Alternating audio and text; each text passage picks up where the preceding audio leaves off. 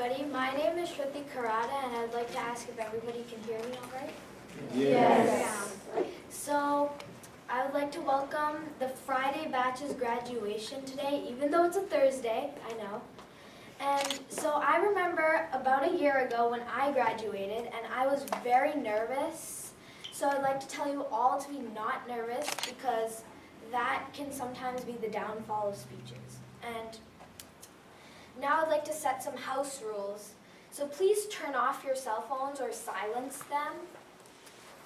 And then next, you also, if you have to take a call, please leave the room quietly and do not re-enter till the current speaker is done. And the same goes for the bathrooms. And the program of the speech will be as follows. There are 7 speakers. And then after all the speeches are done, I will invite Miss Poonam Ahuwalia to the stage, and she will introduce herself and tell her role in the community. And shortly after that, we will distribute the certificate of appreciation to all the students. And after that, we can take pictures galore. So I'd like now to, without much ado, invite Anvita Kasar to invite the first of the graduates. Cool. So can everybody hear me? Yes. Okay. It is my pleasure to invite Anika Burli. Anika is 12 years old and has moved on to 7th grade. She goes to the Innovation Academy Charter School in Tigsboro and lives in Chelmsford, MA. Some of her many hobbies include the arts, which are singing, dancing, writing, etc. Also, taekwondo and reading. Anika has an outgoing spirit and a witty sense of humor. When she grows up, Anika wants to either become an oncologist, which is a doctor who helps find treatments for cancer, an entrepreneur, or work for NASA in research for the findings of the Life on Mars project. These may seem very different, but one thing for sure, Anika wants to become a scientist. Please welcome Anika Burli.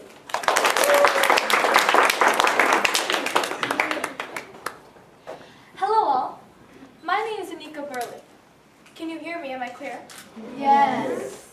Alright, so before I begin my speech, I would like to thank the following lineup of speakers that will be speaking after my speech.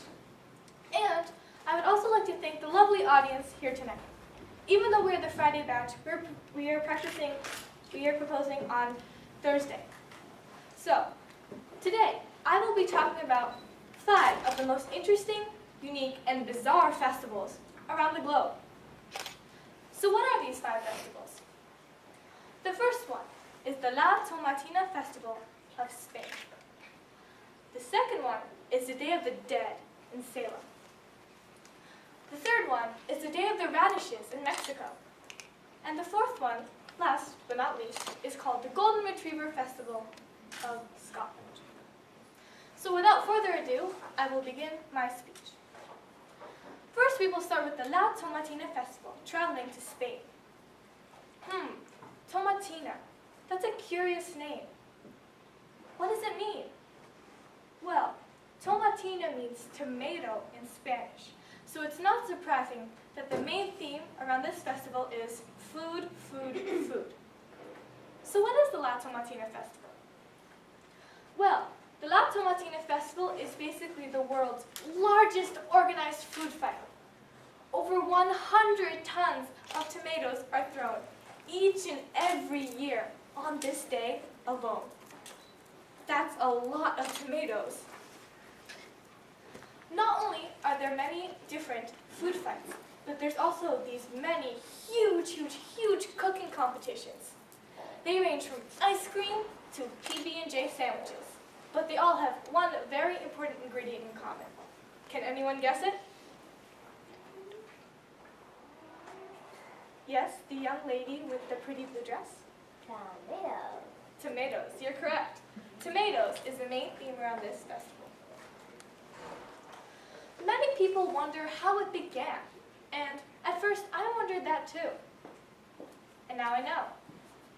The La Tomatina Festival began when a group of teenagers decided that, oh, we're having such a stressful day, let's just take, I don't know, this night to enjoy ourselves.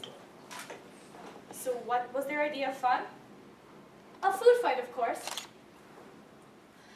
They used the nearest vegetable stall, which happened to be tomatoes, and they started throwing them at each other. And pretty soon, everyone was laughing and covered in tomato pulp. That's how it started. So why did I choose this festival? Well, not only did I choose it because it was totally fun. I mean, come on, it's a food fight. But I also chose it because it represents freedom and doing what you like just for one day. I think that in our working lives, we should have one day where we just have fun. We should have a food fight. All right, so on to my second festival, the Day of the Dead in Salem. Well, when I think of dead and I think of Salem, there's some strange connection between those two. Does anyone know what it is? Yes, the young lady with the pretty blouse. Halloween? You're dead, right. Oh.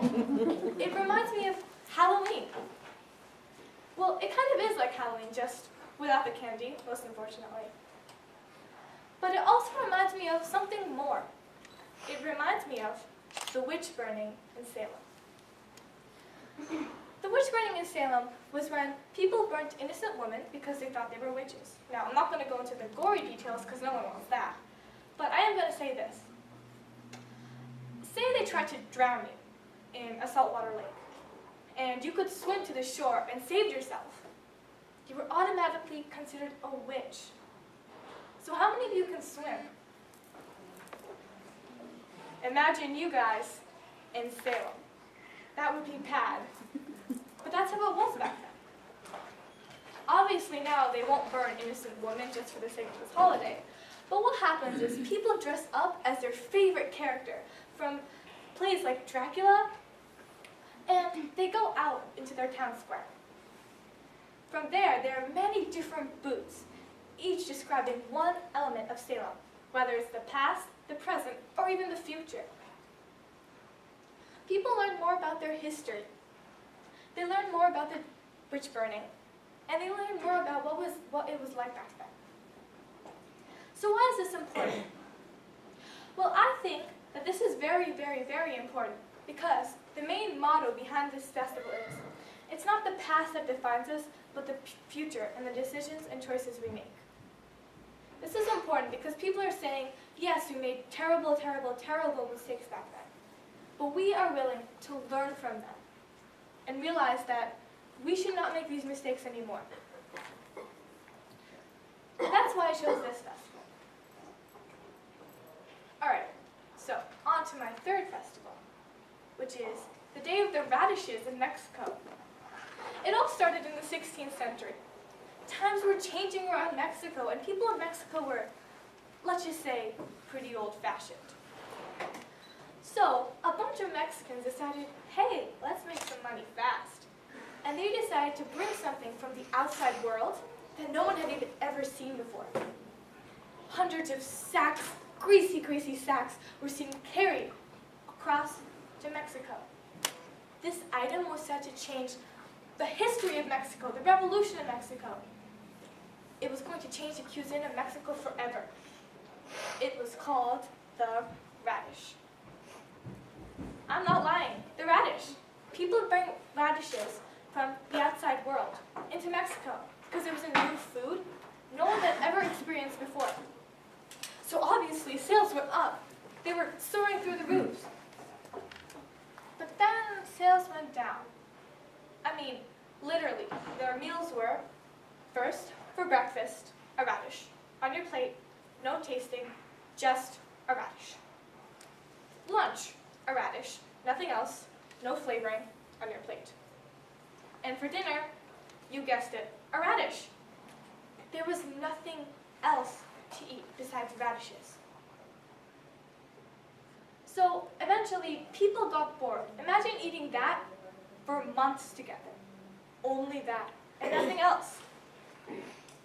I know that I would get bored. And people in Mexico thought the same way. After that, one cunning Mexican decided, I'm going to trick these people. and he started carving the radishes into different shapes. Immediately, people started buying them again. I mean, you'd think that people in Mexico would understand that the carved radishes were no different than the regular radishes, but people weren't that bright back then. So they bought out the radishes. So what does this have to do with the Day of the Radishes in Mexico? Well, in Mexico, there are huge carving competitions. People have carving competitions to see who can carve the best radish. Imagine going to your school and bragging about it. My mother won the best radish carving competition. That would be a prize to remember. And that's basically what the Day of the Radishes is.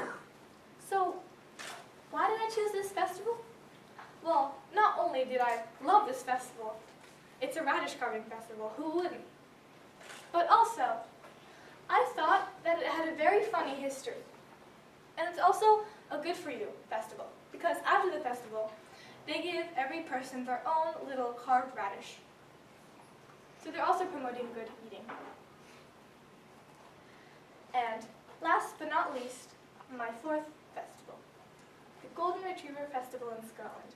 Who here can tell me what a Golden Retriever is? Yes? The young man with glasses? A dog. A dog. Very good. A dog. He's absolutely correct. A Golden Retriever is this very adorable breed of dog. And they're golden, they're really fluffy, and they're very loyal. So what is the Golden Retriever Festival exactly? Well, the Golden Retriever Festival is when the dogs become the humans for one day. It's a very interesting festival.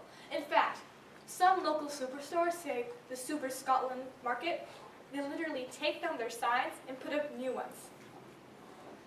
And inside those stores, instead of the regular organic produce like fruits and vegetables, you can see cans and cans and cans of dog biscuits, chewy toys, and other things as such.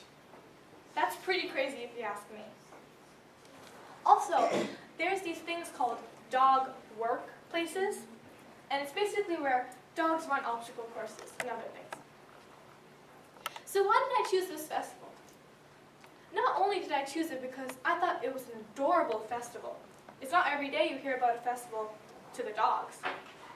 But I also thought that it represented loyalty and loving our fellow animals. We literally treat our animals as we would treat our friends. And it's a day for dogs. So today I talked about 4 different unique, bizarre festivals around the globe. From Spain to Scotland, these all have one thing in common: deeper meanings. So the first festival I talked about was the La Tomatina Festival in Spain, the world's largest organized food fight. The second one I talked about was the Day of the Dead in Salem, which talked about the witch burning in Salem. The third one that I talked about was the Day of the Radishes in Mexico, where people literally carved out radishes into different shapes. Last but not least, I talked about the Golden Retriever Festival in Scotland, a day for our dogs. I hope after listening to my speech, you understand the deeper meaning of each of these speeches, and I also hope that you enjoyed these speeches as much as I did. I also hope you learned to understand the little things in life and the deeper meanings of things, like we did with these festivals. So, thank you so much for listening to my speech. Beautiful.